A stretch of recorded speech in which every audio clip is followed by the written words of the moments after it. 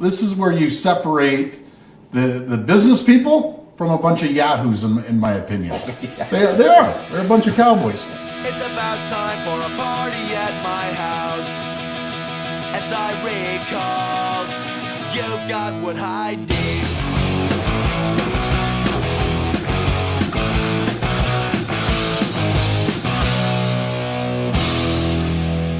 As I previously elucidated in my award-winning Paper Mario The Origami King review, the Nintendo Switch truly is the Nintendo Apology Tour, and it's making a return stop at Mario Party. After the half-hearted attempt to course correct that was Super Mario Party and the positive but ultimately lukewarm reception that followed, Nintendo did what Nintendo does best: rehashing. More fairly, they did what they had done with Breath of the Wild and Mario Odyssey, in that they examined what had been making the franchise stagnant, peeled back the layers, and returned to the original design philosophy that made us fall in love with the franchise in the first place. And look, I'll emphatically delineate the myriad of reasons this game never quite hits the same highs as the original trilogy, but this game overall represents a shift in Nintendo's attitude when it comes to making multiplayer games. Nintendo in recent years, for every incremental increase in graphics, would triple down on removing modes and features. They may have sacrificed Paper Mario's abilities and gameplay mechanics at the altar for impossibly realistic water. These graphics are making me thirsty. But Mario Party Superstars breaks with this recent Nintendo tradition and offers a plethora of new gameplay options. Just in the party mode, this game allows you to pick different modes for bonus stars, pre-categorized styles and eras of minigames,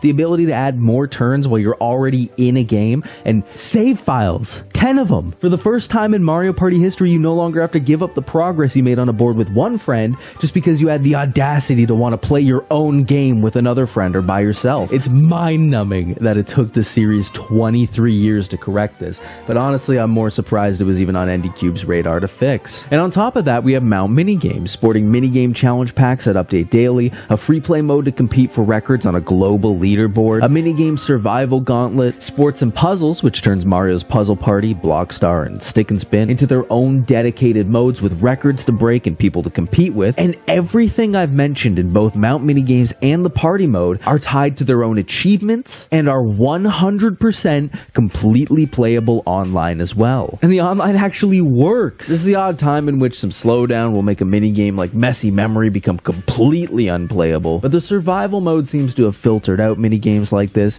and kept in ones where the slowdown wouldn't ultimately affect whether you win or lose. Even playing full boards with the global game mode online against randoms works a lot better than one would expect. While it isn't uncommon for a communication error to kick everyone out of your lobby, turning them into CPU characters, the game allows you to join back up on the game you were in and continue as normal, even if the game was progressing without you. And it's not perfect, but even if Nintendo actually had a good track record for making online games, I still would have never expected 45-minute long rounds with random strangers. That's gotta be some kind of record. To go off this smoothly, this often. The rare slowdown in the minigames isn't the only complaint I have for them. The random minigame wheel in the party mode is also kind of broken. Playing the same handful of minigames on back-to-back party mode playthroughs is expected, but when I was 30 games deep at 20 to 30 turns apiece, you can imagine how frustrated I was when the wheel landed on Archer Rival for the 4th time in 2 games. Meanwhile, there were still 12 minigames I didn't even know the name of. Admittedly though, the game gives you options to freshen up minigames through the aforementioned category selection. A welcome surprise was the ability to select GameCube minigames, as my lack of familiarity with them added an extra challenge. And as long as I'm nitpicking here,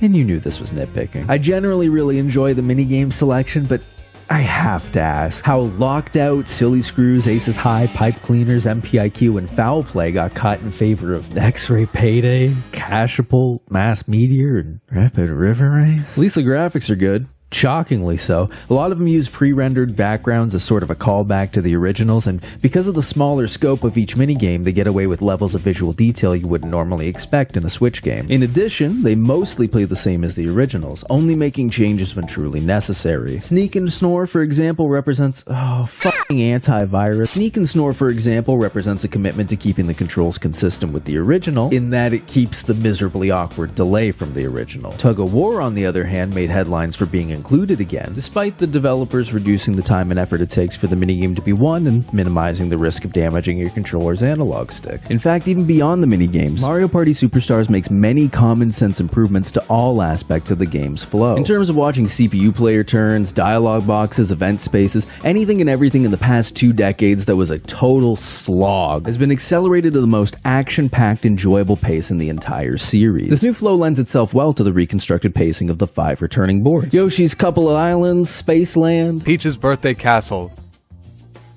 Whoops, cake. Peach's Birthday Cake. Woody Woods, and one of my personal favorites, Horrorland. Peach's Birthday Cake has been redesigned to be much more strategic. In the original, the smaller cake with Bowser on it was an unfortunate, dangerous detour for those unlucky enough to pick the wrong seed, but Superstars moves and repurposes this cake to instead serve as a dangerous shortcut, bypassing the whole loop around the main board and offering more opportunities for divergent gameplay. Horrorland was given the rework I never knew it needed. They made it so the only boo that comes out during the day is in the bottom left loop of the map that people would usually bypass in the original, meaning there's a reason to go there now, but more importantly, they massively increased the amount of coins you can earn quickly by adding an extra bank and a large number of lucky squares. Now, normally I wouldn't applaud that, but Horrorland specifically has a lot of different places to spend coins, which could instantly change the course of the game. Between the several points across the board where you can steal multiple stars, saving 150 coins to steal 3 stars at the King Boo, and changing the course of the game in a single turn, or even encouraging players to steal coins when they could have stolen a star to prevent someone else from having the coins to steal 3 stars. Between this and Spaceland, which went largely unchanged, are the moments where the strategy, economy, and board layouts coalesce into the quintessential Mario Party experience. Conversely, Woody Woods is significantly worse than the original. Visually, it's just lifeless. Beyond a few Galoombas fiddle f***ing around in the middle, Nintendo, or ND Cube. ND Cube. ND Cube. ND Cube. This was the reddest flag I could find. Because other reviewers think that being a Nintendo-owned first-party studio somehow absolves Nintendo of any responsibility and criticism for the last 8.5 years of garbage Mario Party games, Nintendo has opted to trade in the original version's bustling cast of immobile wigglers, piranha plants, butterflies, and birds in for shrubs and a couple rabbits. And the overabundance of lucky spaces on this board makes me wonder if my initial praise for Nintendo's strategic inclusion of them in Horrorland is simply praising a stopped clock. Unlike Horrorland, there isn't anywhere expensive to spend coins beyond a single boo and a hidden card block that only appears halfway through the game in a single shop you likely won't stop by anyway, so it inevitably becomes a bit of a tension killer when your game devolves into who can get luckier with their triple dice rolls between the Monopoly Man and Scrooge McDuck. I'd still pick it over Yoshi's Fruity Friendship Fantasy for personal nostalgia alone, but it's unwavering noticeable and an unfortunate downgrade. This wouldn't have been half as egregious had it not been for the item balancing. The items may be a pole vault in the right direction compared to the last few entries, but given the game's source material, the items should have been much more impactful and hectic. You won't be stealing coins from everyone in your path with a Bowser suit, nor will you be repelling boos, pulling money out of the bank without landing on it, summoning Bowser, accessing the store from anywhere on the map. Nintendo will cut entire directions at the expense of strategy and fun. I genuinely never knew how much I would miss the reverse mushroom, but how often have you been like 6 coins short of the King Boo in Horrorland, only to have significantly more than enough for the rest of the game, but you never make it back there because of bad rolls? How often have you went the wrong direction because of Monty Mole's arrows, day and night cycles, or you just wanted to go to the other fruit island, so now you have to go all the way around the board again? How convenient, strategic, and fun would it be to go backwards? It was one of the best mechanics in 3, and I actually didn't realize it until I played this. Instead, all of the items devolve into changing the range of how many extra squares forward you can move.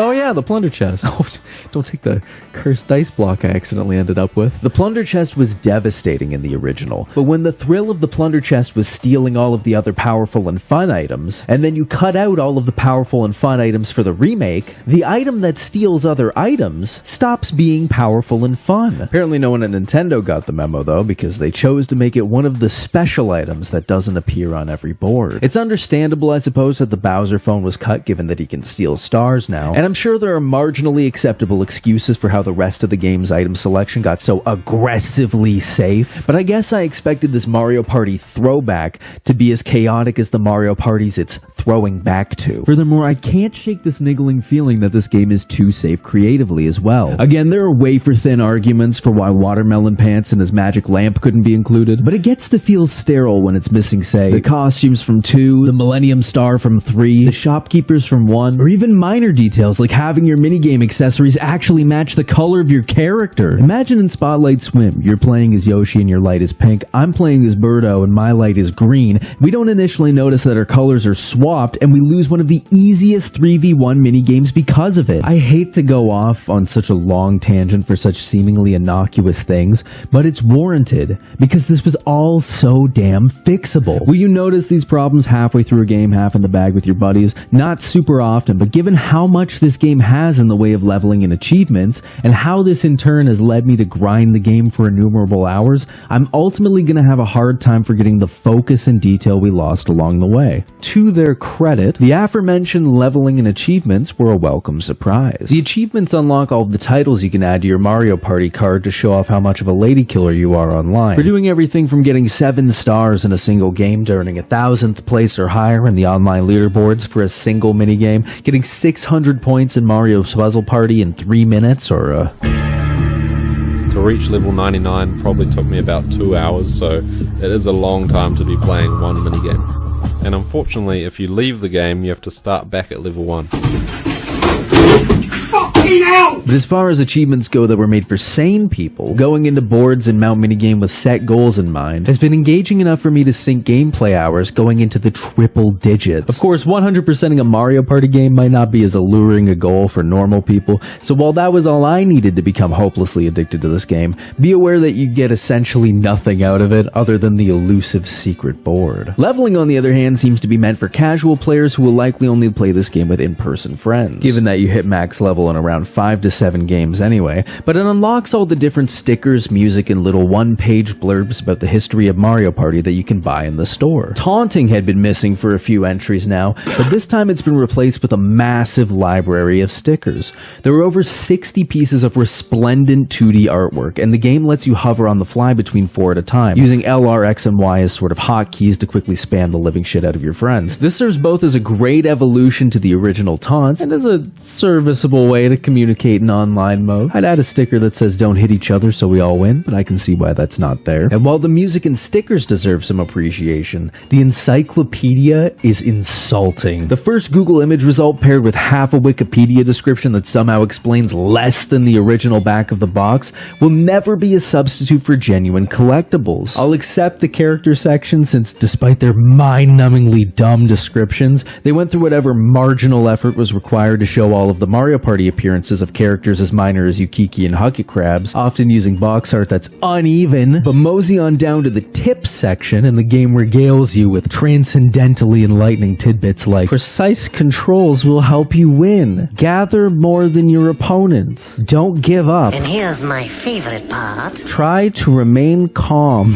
It's a far cry from Mario Party 7's souvenirs to have half the game's unlockables be even dumber versions of the tips that you could get just by hitting a C button in 2 and 3, and it's world-rendingly absurd for these alleged minigame tips to be not just outside of the minigame that the tip is about, not just outside the game you would play that minigame in, but in a completely different screen that is entirely separated from the party mode. Now compare this to the trophy collection in Mario Party DS. Same idea, still mostly filler, but every trophy has its own dedicated challenge and every trophy has its own rotating detailed model. That's effort. A developer put effort into making fun challenges and cool collectibles, and that effort is noticeably lacking in Mario Party Superstars. Look, I said it during the minigame section. You knew this was nitpicking, and I'm still nitpicking. Not out of any sort of real dislike for this game. I'm 160 hours deep into a game with only 5 boards, so they did something right. I only mention all these flaws because had they learned enough lessons from the source material, they could have easily created the exemplary Mario Party experience. experience. And I wouldn't have to ask where the fuck they put Game Guy. Oh no. If the original games were a slam dunk, and the Mario parties after 7 were